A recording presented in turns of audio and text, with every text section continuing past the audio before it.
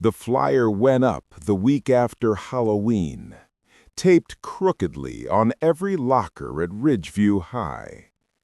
Winterfest Gingerbread Showdown. Grand prize, $5,000 for your club or team. Tyler tore one down and slapped it in front of his friends at lunch like he'd just found a golden ticket. "We're doing this," he said. "Band needs new uniforms, and I am not marching in those mustard-colored nightmares again." Mia leaned over the flyer, her dark braid slipping off her shoulder. "Giant gingerbread house? Like life-size?" Jaden whistled. "Dude, that's more like construction than baking." Lauren, who actually knew how to bake, just shrugged. "If the school's letting us use the old community center kitchen, it's doable. We just need a killer recipe." That was how, on a gray Saturday morning, they ended up in the basement of the First Community Church on Maple Hill, where the town kept old cookbooks for charity bake sales.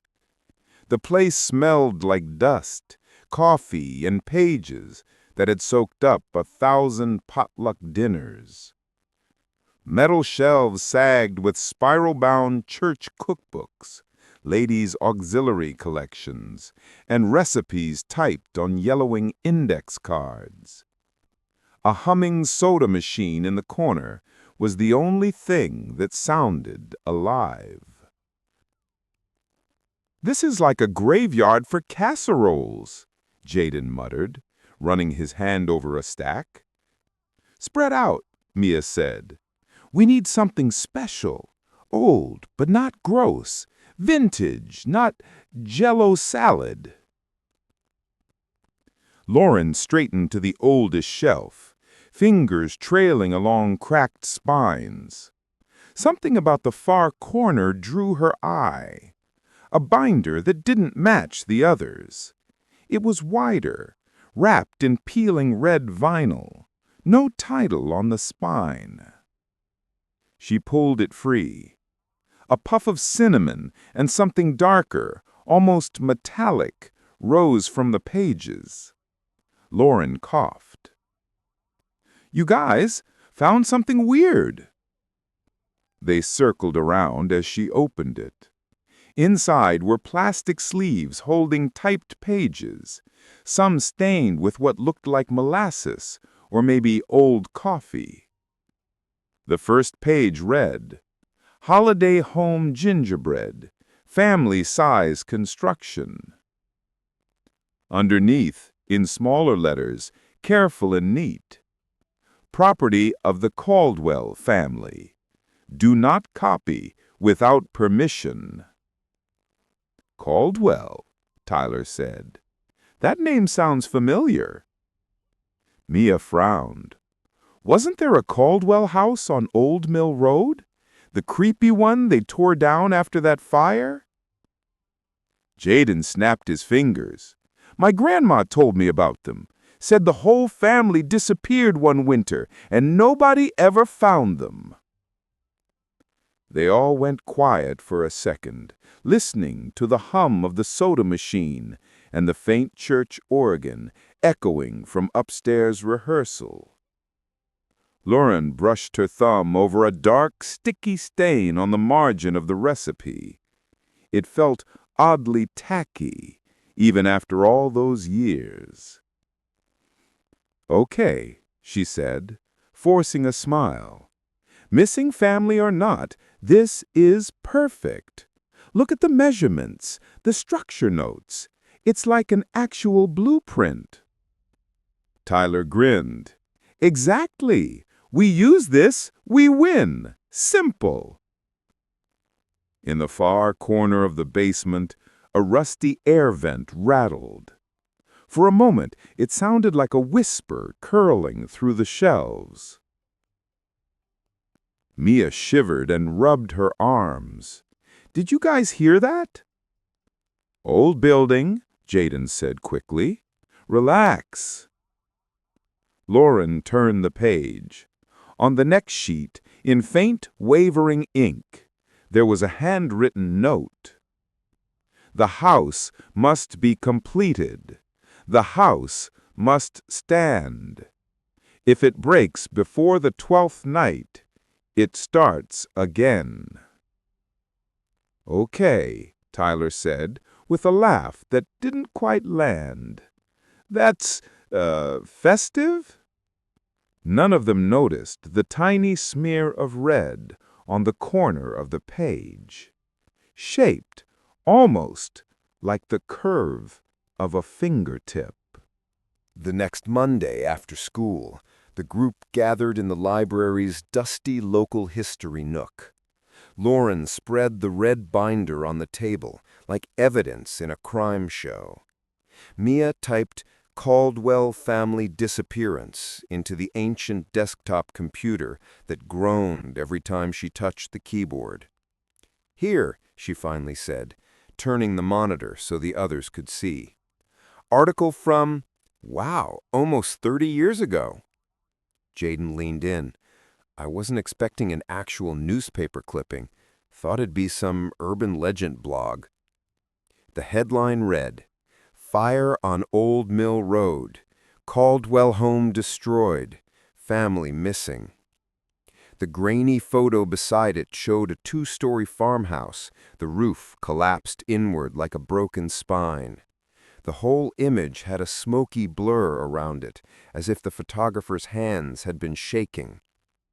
No bodies recovered, Tyler read aloud.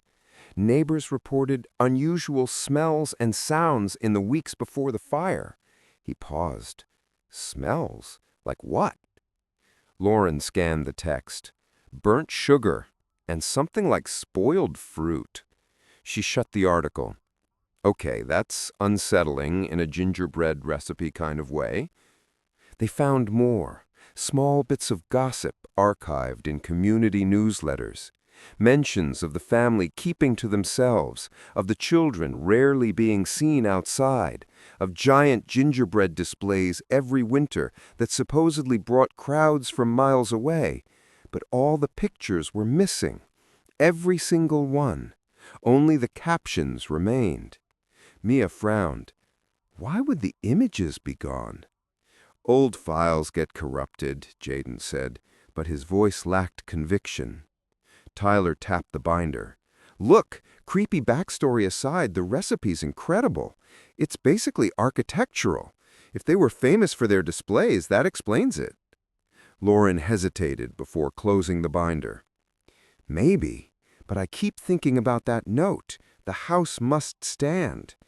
Who writes that on a recipe? The librarian shuffled past, pushing a cart of returned books. She glanced at the binder and froze mid-step. Where did you get that? She asked, voice thin. In the church basement, Lauren replied. Is it, valuable? The woman's eyes darkened. That book should have been thrown out years ago. Why? Tyler asked. She hesitated, then whispered, because every time someone used those recipes, something went wrong. Before any of them could question her, she hurried away, leaving the cart rattling behind her. The group looked at each other, half spooked, half thrilled. Mia exhaled. Well, guess that seals it. Seals what? Jaden asked. That we're definitely using this recipe. And somehow, even though none of them said it out loud, they all felt the same prickling sense that whatever had happened to the Caldwells hadn't ended with that fire. It had just been waiting. The community center kitchen looked more like a lumber yard than a place to bake. Bags of flour towered in a corner. Crates of molasses lined the counters, and a stack of cardboard templates leaned against the wall like blueprints for a real construction project. The fluorescent lights buzzed overhead, flickering just enough to feel intentional. Lauren tied her apron and surveyed the mixing bowls. We need 3 batches of structural dough first.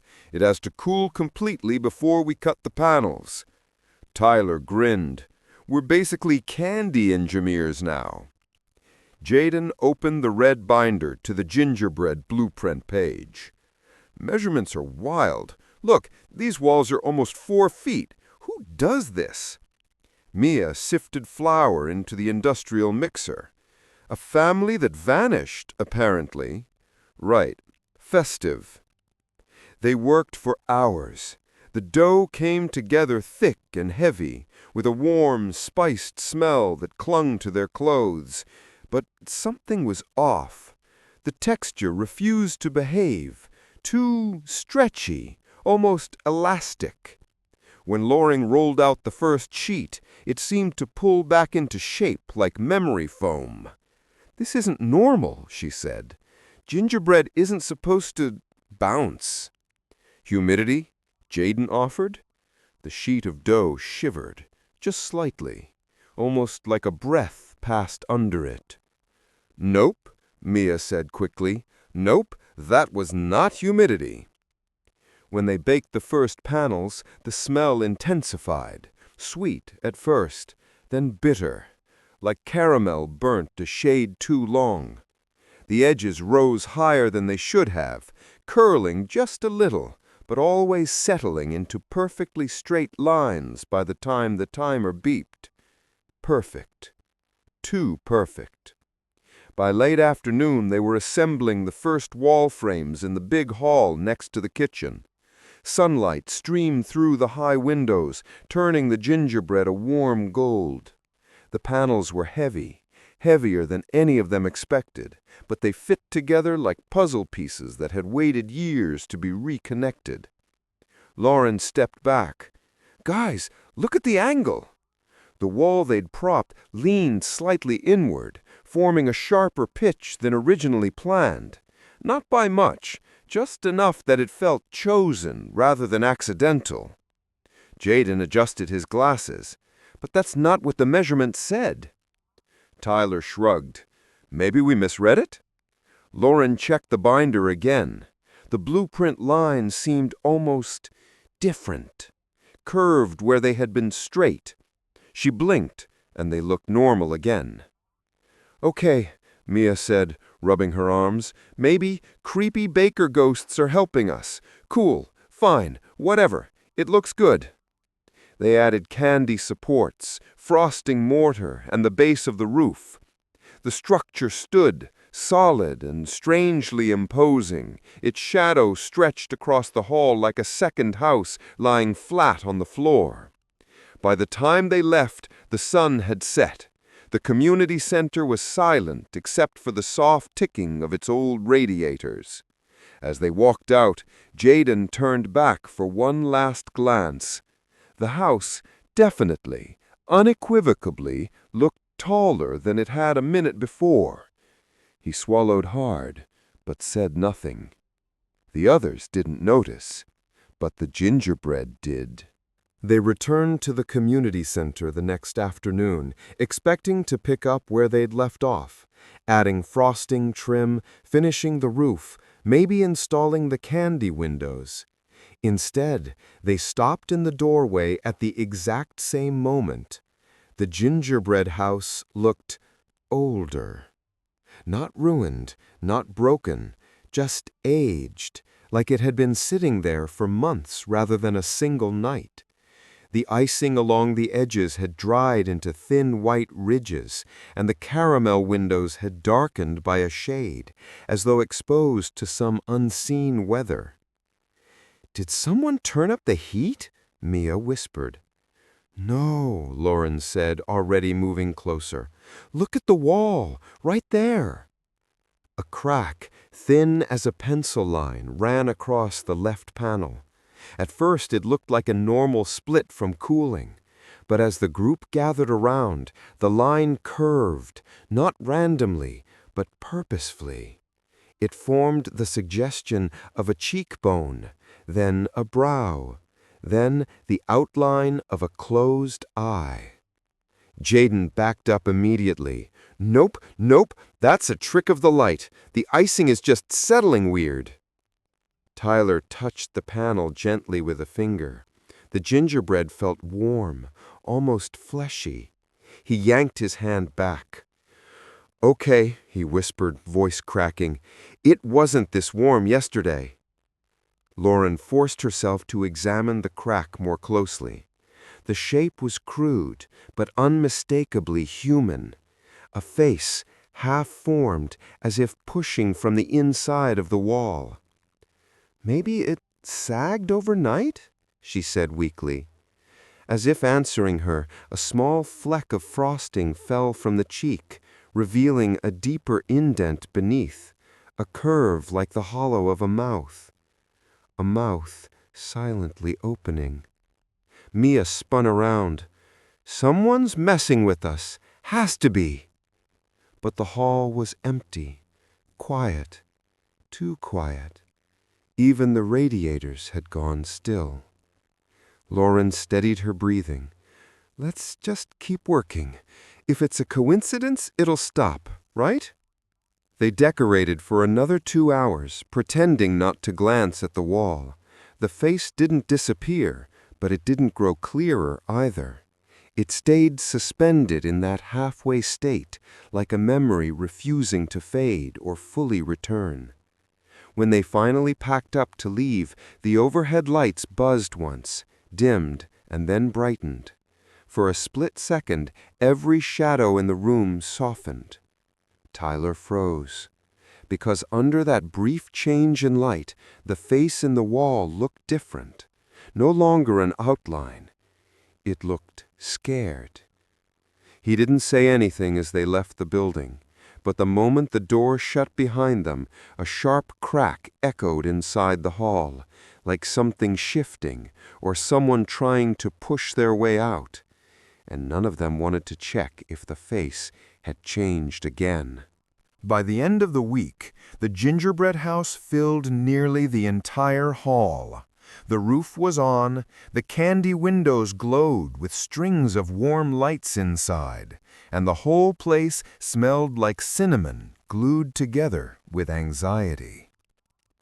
They worked later than usual that night, the sky outside already black, when Lauren finally said, "Okay, that's it. If I pipe one more line of frosting, my hand's gonna fall off." Tyler flipped off the mixer. "House looks amazing. Creepy, but amazing." Jaden glanced toward the left wall, toward the face. It hadn't changed since yesterday, but he still refused to get within 5 feet of it. Mia unplugged the lights. "Let's go. I keep thinking that thing is watching us." They locked up and headed home. But around midnight, the first message went off in their group chat. "Jaden, you guys awake?" Mia, "No, but apparently I am now." Tyler, "What happened?"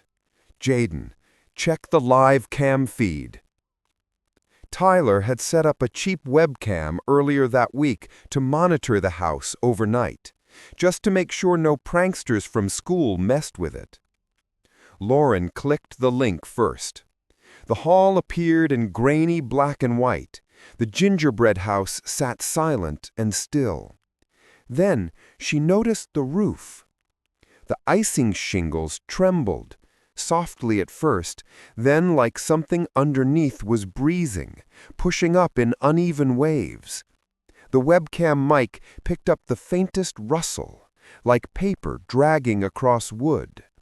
Except it wasn't paper. It was whispering. Dozens of tiny overlapping voices threaded through the static, impossible to separate into words, but unmistakably human in shape and rhythm. Lauren's skin crawled. "Lauren, tell me someone left a radio on." Jaden, "No electronics there except the cam." Mia, "Listen again. I hear something." Tyler, "I'm turning volume up." The voices sharpened just a fraction, not loud, but clearer. "Don't eat us. Don't break the walls. Don't let them take the house again. Something inside the roof shifted, a small bump rising beneath the frosting, as though a knuckle pressed upward from the other side. Mia sent a voice message, mostly breathing and a choked whisper. "There are people in there." Jaden immediately logged off. Lauren forced herself to keep watching. The house settled again, all movement fading, the whispers thinning into static. The webcam timestamp blinked in the corner like a heartbeat. Tyler, "Okay, we're meeting at the center first thing tomorrow." Mia, "And do what?" Tyler, "Figure out what's going on." Jaden, "Or burn it." Lauren, "No, if something is inside, destroying the house might make it worse." No one replied after that. But just before the feed auto-timed out, the camera caught one last thing. The face in the wall. Its mouth had opened wider. And this time, it looked like it was trying to speak. They met at the community center the next morning, none of them having slept well. The air inside the hall felt heavier than usual, thick with a sugary warmth that clung to their clothes like humidity made of frosting. Jaden kept his distance, clutching his backpack straps as if they were lifelines. "Just don't go near the wall," he muttered. Lauren ignored him and approached anyway. The face hadn't faded. In fact, the lines were sharper, like someone had pressed harder from the inside during the night. The eyes, once mere dense, now held a hint of depth. Shadows pooled where pupils might be. "It's changing too fast," Lauren whispered. Mia exhaled shakily. "We need answers, real ones." So after checking the hall for anything dangerous and finding nothing except that awful silence, they walked to the library. The same librarian from last time wasn't there. A younger clerk waved them toward the archives.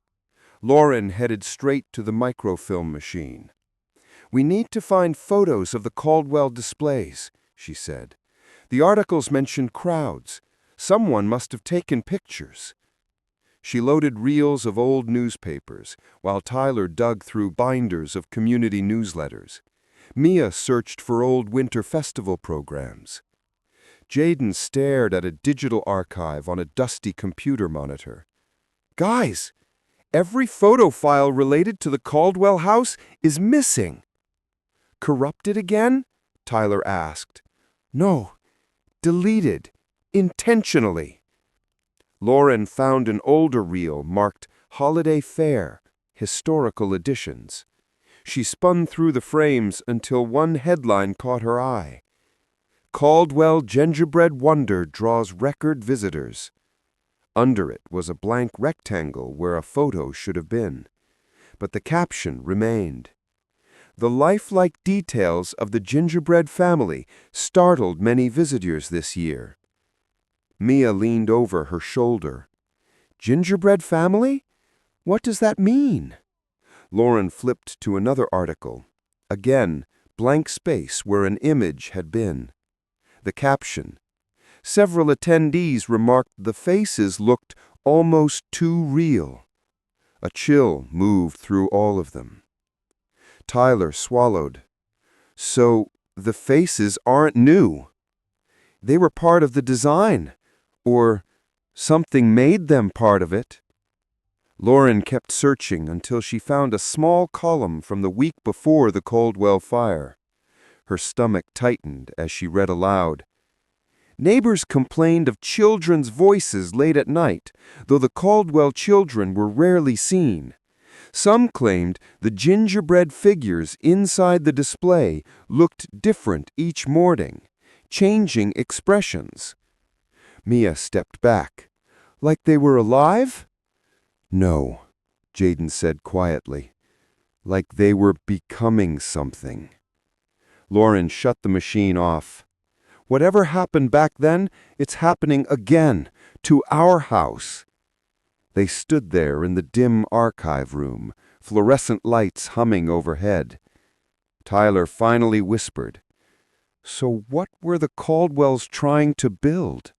A house? Or a prison?"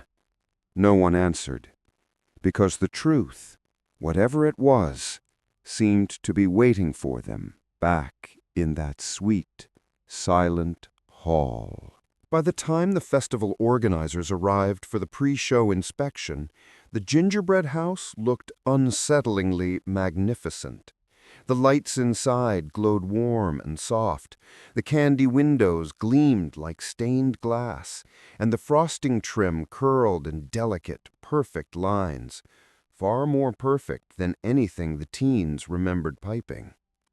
One of the judges gasped, "This is extraordinary! You kids outdid yourselves!" Tyler forced a smile. "Thanks, we, worked hard." The judge tapped the wall lightly. "Feels almost alive with detail." Mia flinched. Another organizer cheerfully added, "Tomorrow we'll have the ceremonial bite. Just a small one, from the corner panel. Tradition, you know." The teens exchanged a look that said, "Absolutely not." But they stayed silent. What were they supposed to say? "No, please don't eat it. The house screams when we're not here." When the adults finally left, the hall felt colder. Or maybe it only seemed that way because they all knew it was their last night before the opening ceremony. Lauren approached the gingerbread house. "We need a plan." "A plan? Like what? Boarding up the place? Telling the festival their gingerbread is haunted?" "Maybe we cancel," Mia said softly. "Just withdraw." Tyler shook his head. "It's too late. They announced us everywhere." "It doesn't matter," Mia's voice trembled. "If they break the walls tomorrow, something will happen. We all heard the voices." Jaden pulled out the red binder, flipping to the last page. This is what scares me." He pointed at the handwritten lines they had ignored earlier. "The house must stand through the 12th night. If it breaks, the cycle begins again." Lauren stared at it, her throat tightening. "Cycle of what?" No one answered, because at that exact moment, something shifted behind the candy windows. A faint silhouette moved, slowly, deliberately, like someone pacing inside the gingerbread house. Tyler whispered, "There's no one in there, right?" The silhouette paused, turning toward them, the shape of a head, shoulders. Then the faintest sound drifted out through the icing seams. "Don't let them eat us." The lights inside flickered. Jaden stumbled back. No, this is it, we're done, But he stopped mid-sentence, because the face on the left wall had changed again. This time, it wasn't a Caldwell. It looked like one of them. Lauren's heart hammered. We need to choose. Are we saving the house or saving ourselves? No one dared breathe. The silhouette inside the gingerbread house shifted again, closer now, almost brushing the candy window. And for the first time, the voice became clear, singular, desperate. "Don't let them open the house." They didn't speak on the walk back to the community center. No one wanted to be the first to admit what they were all thinking.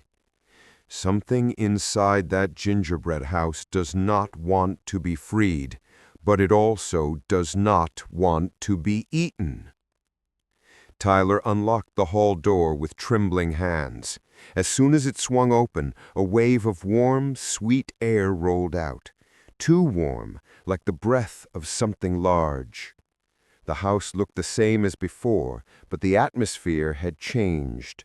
The air thrummed faintly, like a heartbeat muffled beneath icing. Lauren stepped closer, gripping the edge of the binder. If the Caldwells built this every year, maybe they weren't making a display. Maybe they were making a shelter. For who? For themselves? Or for whatever lives inside the walls now, Jaden muttered. Tyler unbuckled the hall door with trembling hands. As soon as it swung open, a wave of warm, sweet air rolled out. Too warm, like the breath of something large. The house looked the same as before, but the atmosphere had changed. The air thrummed faintly, like a heartbeat muffled beneath icing. Lauren stepped closer, gripping the edge of the binder. If the Caldwells built this every year, maybe they weren't making a display. Maybe they were making a shelter. For who? For themselves? Or for whatever lives inside the walls now, Jaden muttered. Tyler rubbed his temples. Okay, stop. We need logic. If the house breaks, the cycle restarts. Fine. Then the voices want the house intact. Why? What happens if there is no house? Lauren found the answer for them. On the back of the last page, hidden under the binder lining, was a faint scribble, barely legible. She peeled the flap and read aloud. If the shell falls, they claim the builders next. Silence crashed over them. Makers become the material. Is that what it means? Whispered Mia. Jaden backed away from the gingerbread house. So, if the judges take a bite tomorrow, we're next in line? We get used?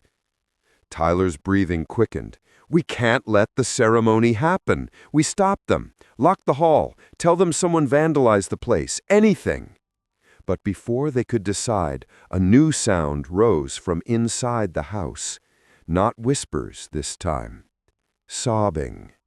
Soft, broken sobbing echoing behind the candy windows.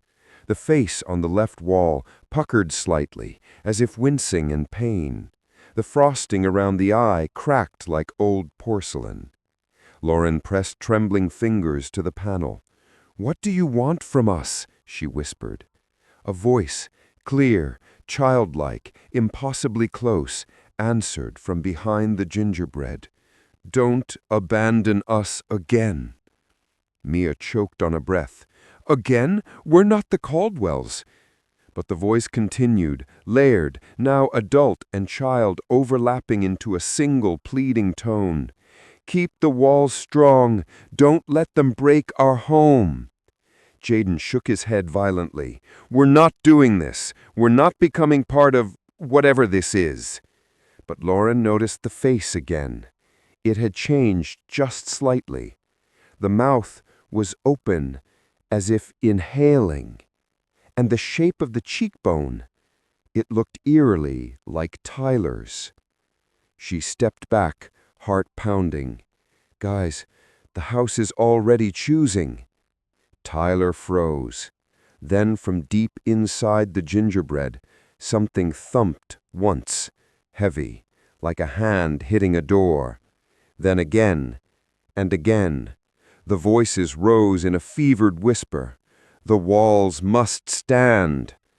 The teens stared at the house, realizing the horrible truth.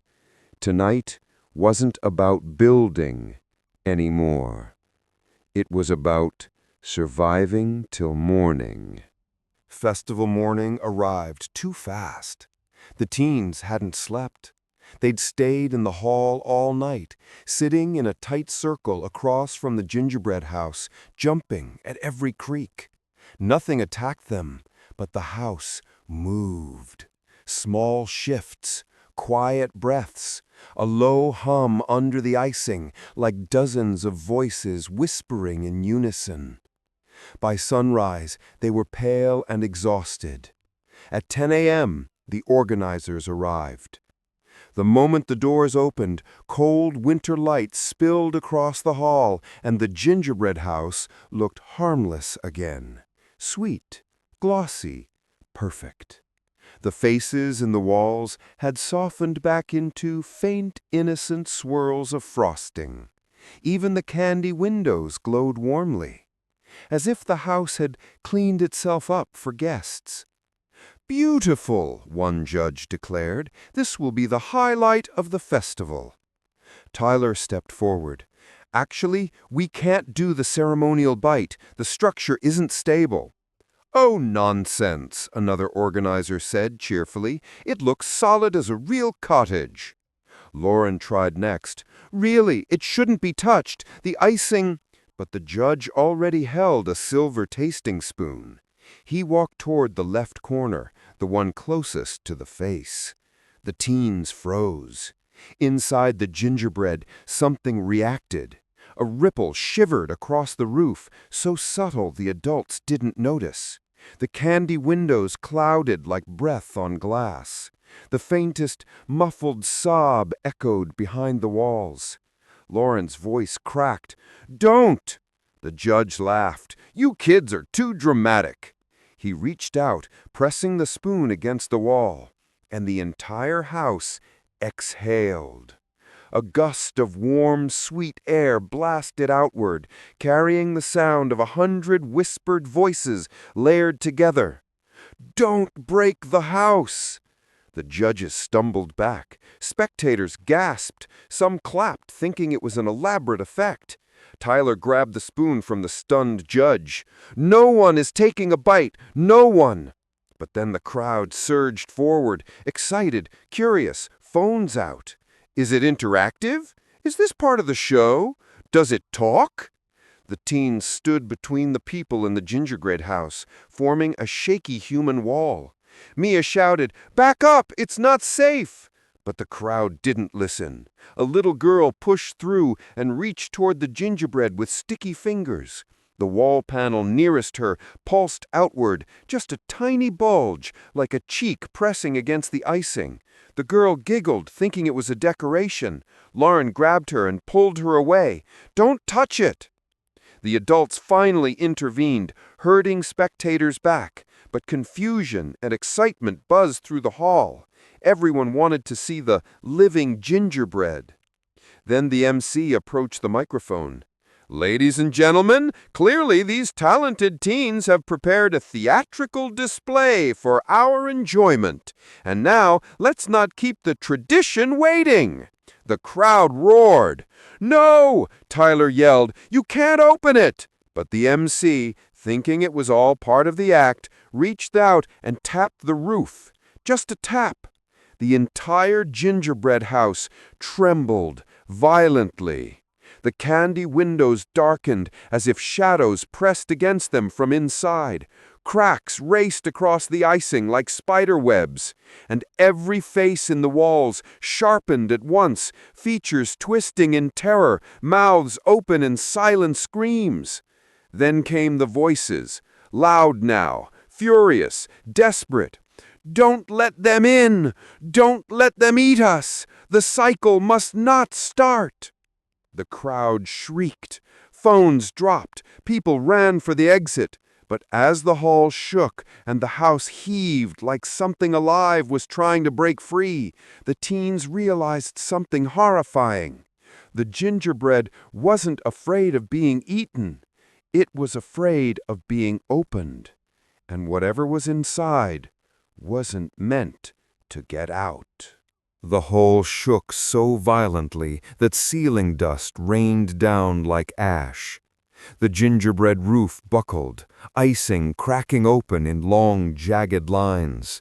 The teens backed away as the candy windows bulged outward, as if dozens of hands slammed against them from the inside. "Don't let it open!" Lauren shouted. "Hold the walls! Hold them!" But the house wasn't collapsing. It was splitting. A thin seam tore down the center of the roof, glowing with a pulsing amber light from within. The voices rose to a deafening chorus, pleading, terrified, furious. "Keep us inside! The shell must hold! Don't let us out again!" Jaden froze.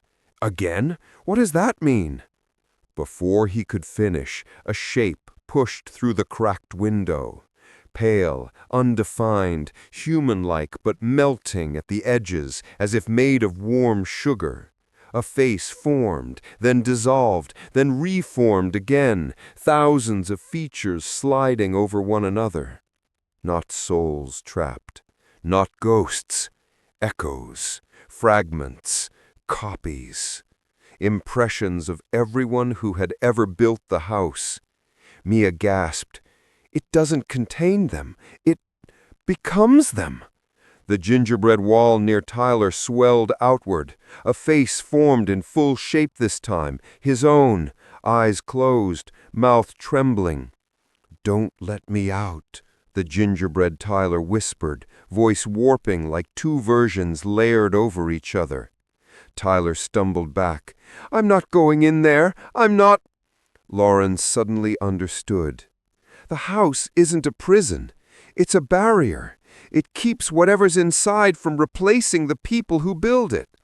The structure groaned. The central seam ripped wider. The thing inside surged upward, a mass of shifting human impressions, Caldwells, strangers, children, adults, faces flickering like reflections in boiling water. If it escaped, it wouldn't just mimic them, it would overwrite them. Lauren grabbed a fallen support beam and threw it at the base of the house. "We have to collapse it, now!" Tyler and Mia joined her, smashing the supports, kicking the weakened panels. Jaden hesitated only a second before helping. The house screamed, a sound like sugar shattering, mixed with 1,000 voices begging, pleading, raging. The roof caved inward, the windows burst, the glowing mass inside imploded with a howl that rattled the rafters. And then, silence. Just gingerbread rubble cooling on the floor, the sugary smell drifting away like steam. The teens stood panting, trembling, dust in their hair. Mia finally whispered, "Did we stop it?" Lauren scanned the cracked remnants. "I think so. The cycle ended when the house broke before anything escaped." Tyler let out a shaky laugh. "So we saved the town and totally lost the contest." But as they turned to leave, Jaden looked back and noticed something half buried in the crumbs. A small piece of icing, shaped unmistakably like Lauren's face, still warm. He didn't say a word. Some endings were better left unspoken.